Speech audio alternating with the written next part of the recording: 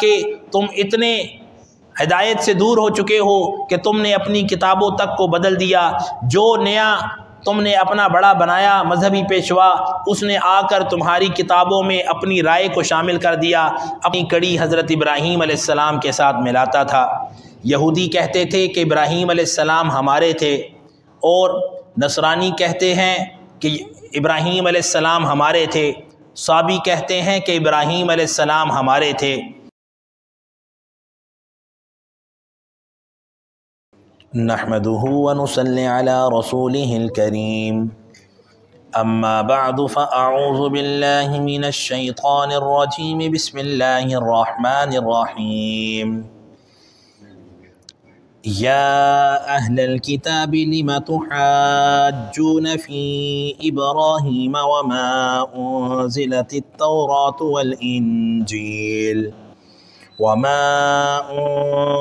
التوراة والإنجيل إلا من بعده أفلا تعقلون۔ ها أنتم هؤلاء حاججتم فيما لكم به علم فلم تحاجون فيما ليس لكم به علم والله يعلم وأنتم لا تعلمون۔ ما كان إبراهيم يهوديا ولا نصرانيا ولكن كان حنيفا مسلما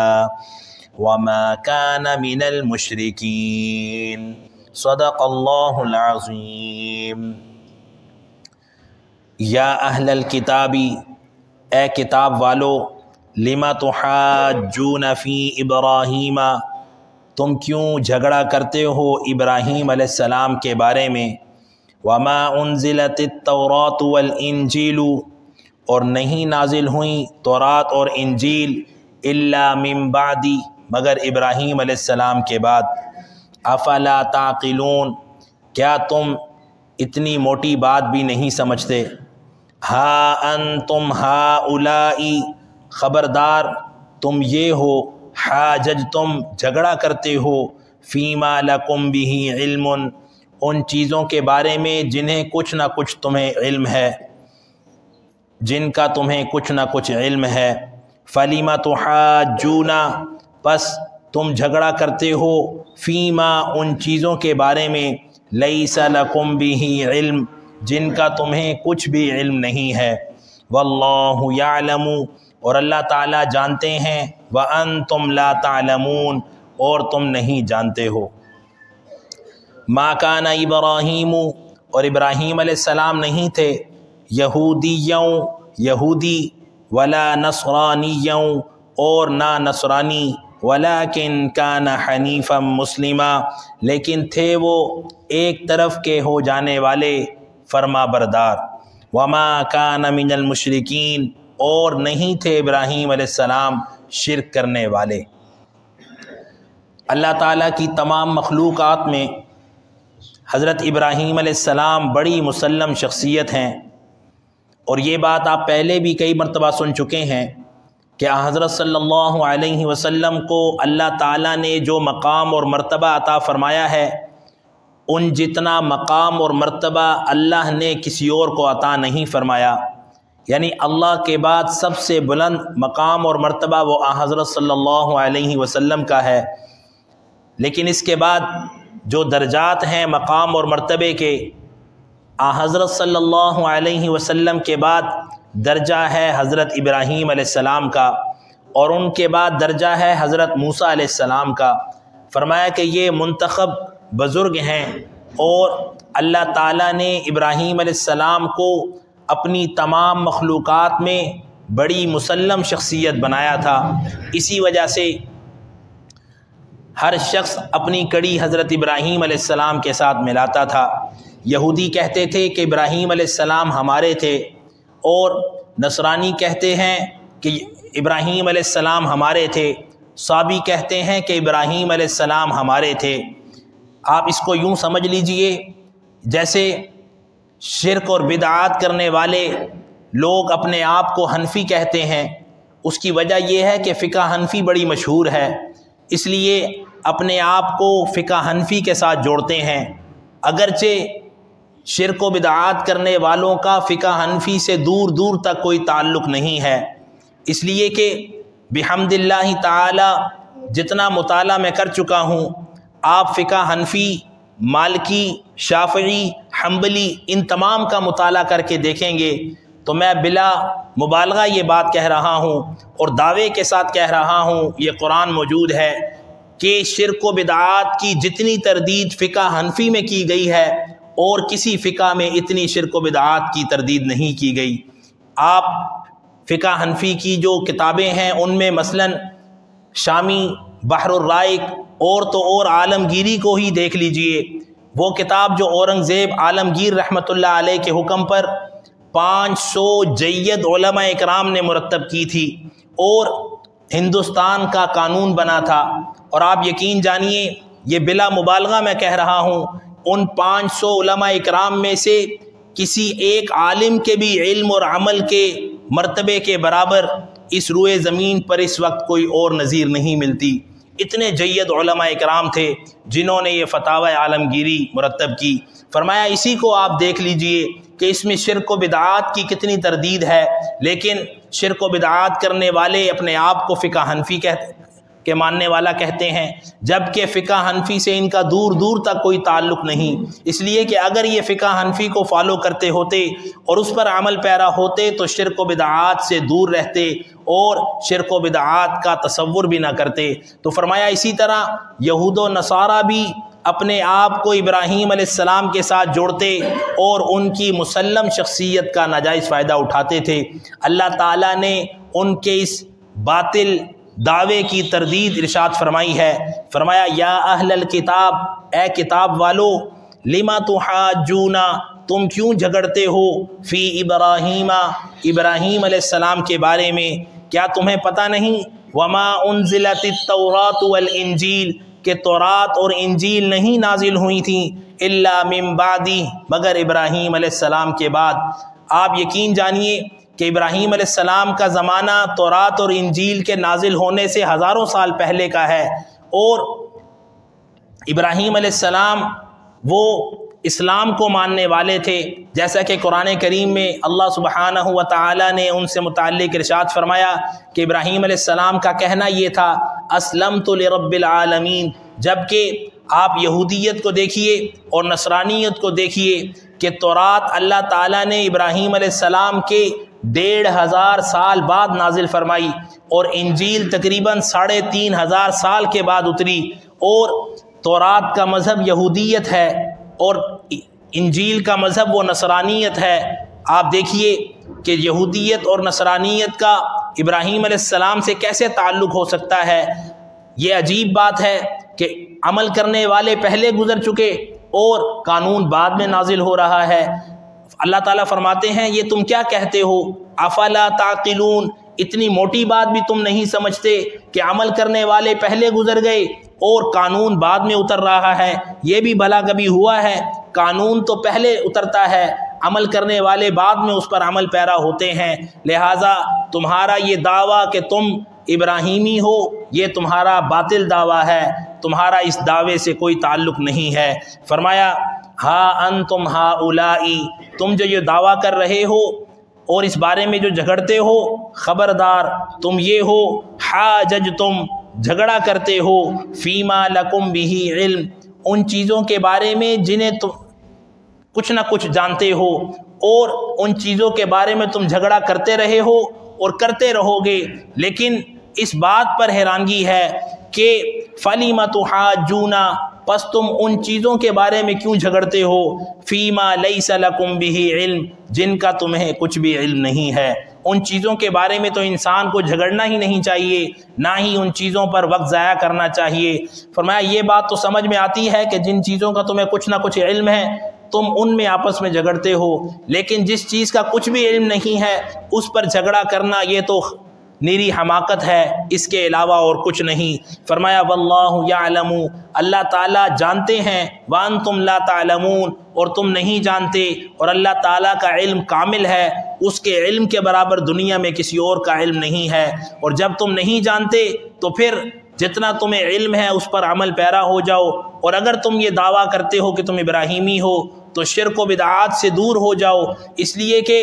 ابراہیم علیہ السلام شرک کرنے والے اور بدعات کرنے والے نہیں تھے۔ اللہ تعالیٰ نے ان کے اس دعوے کی تردید فرمائی کہ ابراہیم علیہ السلام ہمارے تھے، اس لیے کہ فرمایا کہ تم تو یہودی ہو اور نصرانی ہو، جبکہ ابراہیم علیہ السلام ما کان ابراہیم، ابراہیم علیہ السلام نہیں تھے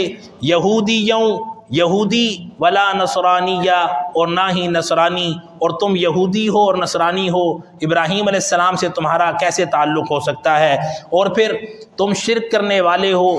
اور ایسا شرک کہ جس کی نظیر نہیں ملتی، کہ یہودیوں نے عزیر علیہ السلام کو اللہ کا بیٹا بنا دیا اور عیسائیوں نے عیسیٰ علیہ السلام کو اللہ کا بیٹا بنا دیا، جبکہ اللہ تعالیٰ کا یہ فرمان ہے اور اعلان ہے کہ میں ہر شخص کی مغفرت فرما دوں گا، لیکن اپنے ساتھ کسی کو شریک کرنے والے کو ہرگز معاف نہیں کروں گا۔ اور اس کا آپ گزشتہ آیات میں سن چکے ہیں کہ اللہ تعالیٰ نے جب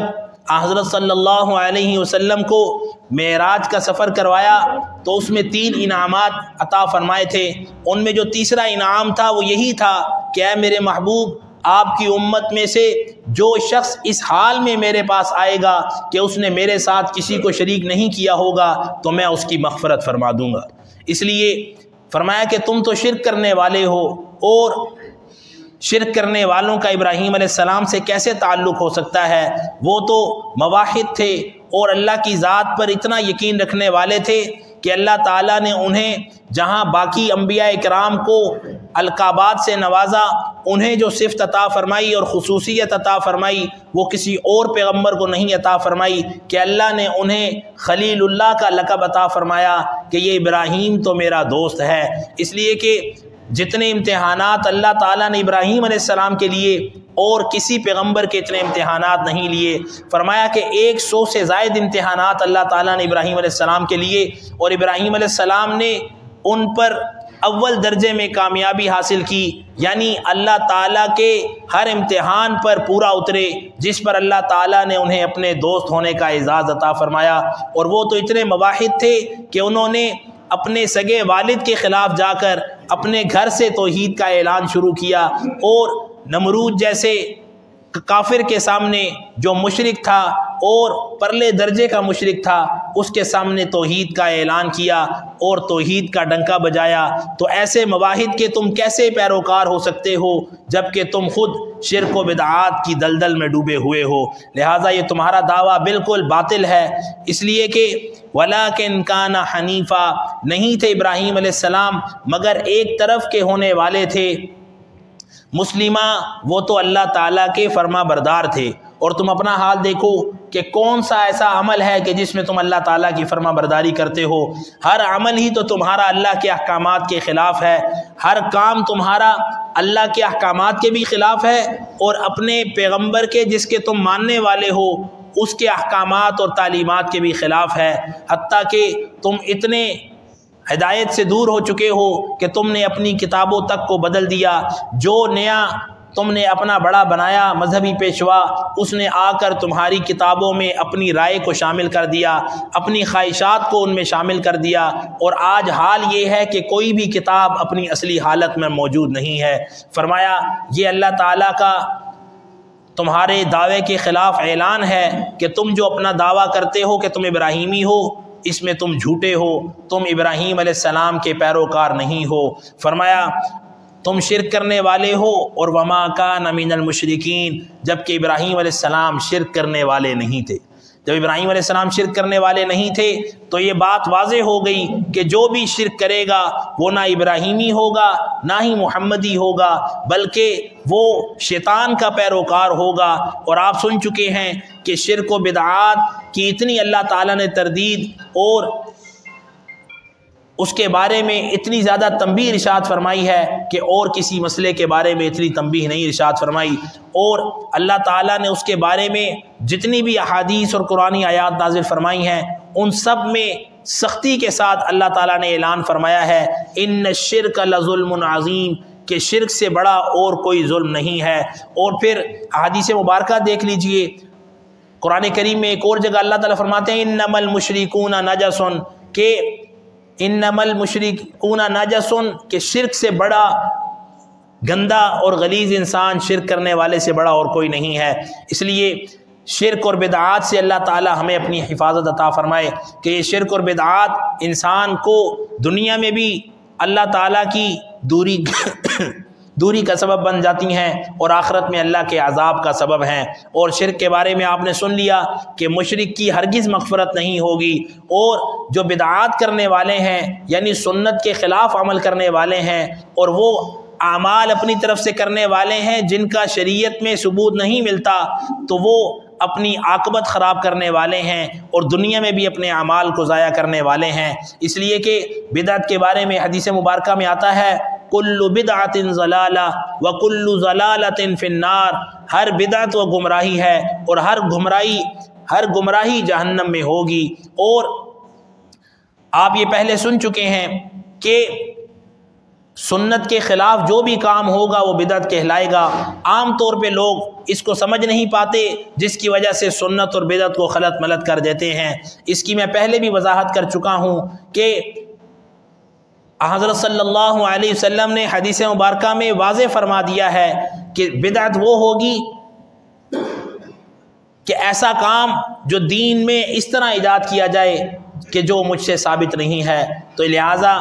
ہر اس کام سے بچنا چاہیے کہ جس پر حضرت صلی اللہ علیہ وسلم کی عمل کی مہر نہیں لگی ہوئی۔ کیوں؟ حدیث مبارکہ میں آتا ہے حضرت صلی اللہ علیہ وسلم نے فرمایا من احدث فی امرنا ھذا فلیس منہ فہو رد، ہر وہ کام جس نے ایجاد کیا ایسا جو مجھ سے ثابت نہیں ہے تو وہ عمل مردود ہے۔ اور مفسرین فرماتے ہیں، محدثین فرماتے ہیں کہ جو فرمایا نا من احدث فی امرنا ھذا، یہ فی امرنا یہ معنی میں ہے فی دیننا ھذا، جس نے میرے دین میں کوئی ایسا کام ایجاد کیا فلیس منہ جو مجھ سے ثابت نہیں ہے فہو رد، تو وہ عمل مردود ہے، چاہے کتنا ہی خوبصورت کیوں نہ ہو۔ اور میں بتا چکا ہوں کہ ہر وہ کام جو حضرت صلی اللہ علیہ وسلم کے عمل سے ثابت نہیں ہے وہ اللہ تعالیٰ کے ہاں سب سے زیادہ ناپسندیدہ ہے۔ اور یہ بات واضح ہو گئی کہ چاہے کتنا ہی خوبصورت عمل کیوں نہ ہو، جب وہ قرآن و سنت کی تعلیمات سے خلاف ہوگا تو وہ اللہ تعالیٰ کی ناراضگی والا ہوگا، اور وہ ناراضگی والا عمل کرنے والا میں نے آپ کو ابھی بیان کیا کہ وہ جہنم میں جائے گا۔ کیوں کہ اللہ تعالیٰ کو خوبصورت عمل نہیں چاہیے بلکہ وہ عمل چاہیے جو حضرت صلی اللہ علیہ وسلم کے عمل سے ثابت ہے۔ اس لیے اس کی تفصیل پہلے بھی میں بیان کر چکا ہوں، یہ مختصر روشنی اس لیے ڈالی تاکہ جو نئے احباب ہیں سننے والے انہیں بھی اس چیز کا علم ہو جائے کہ سنت اور بدعت میں وہ فرق کر سکیں۔ اس لیے ہر وہ کام جو رسول اللہ صلی اللہ علیہ وسلم کی چاہت کے مطابق کیا جائے وہ سنت ہے، اور جو کام اپنی چاہت کے مطابق کیا جائے وہ بدعت ہے۔ یہ مختصر سا فرق ہے، ہر بندہ اس کو ذہن نشین کر لے تو سنت اور بدعت میں آسانی سے فرق کیا جا سکتا ہے۔ اللہ تعالی ہم سب کو شرک جیسے کبھی فعل سے اور بدعات جیسے کبھی افعال سے بچتے ہوئے اور اپنے اہل و عیال کو، دوست احباب کو بچاتے ہوئے اپنی بھی زندگی اور ان کی بھی زندگی گزارانے کی اور آخرت کو سنوارنے کی توفیق، فکر اور سعادت عطا فرمائے۔ جو کچھ کہا سنا گیا اللہ تعالیٰ اپنی بارگاہ میں قبول فرمائے اور ہم سب کو دین اور دنیا کی تمام خیریں اور بھلائیاں عطا فرمائے۔ ہم سب کا اللہ تعالیٰ حامی و ناصر ہو، آمین یا رب العالمین۔